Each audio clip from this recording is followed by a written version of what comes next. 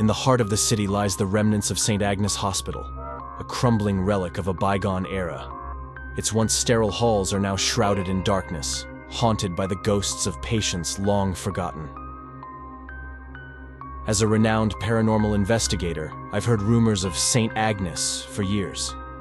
Stories of apparitions wandering the corridors, disembodied voices echoing through empty rooms, and inexplicable cold spots that chill visitors to the bone.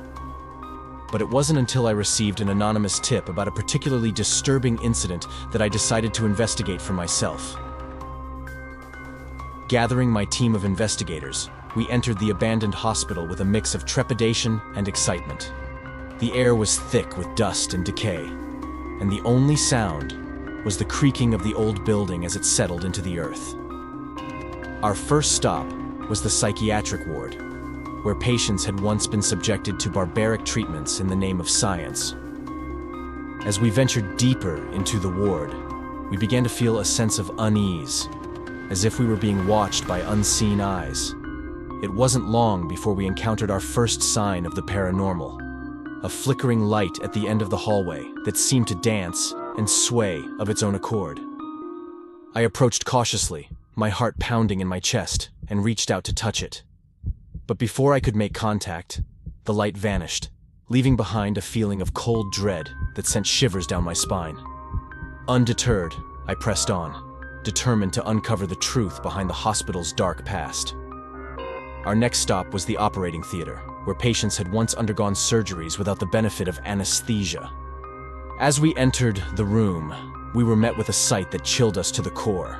A row of rusted surgical tools laid out on a blood-stained table, as if waiting for their next victim. Suddenly, the room filled with the sound of anguished screams, and we recoiled in horror. We searched frantically for the source of the noise, but found nothing. It was as if the very walls themselves were crying out in agony, haunted by the suffering that had taken place within them.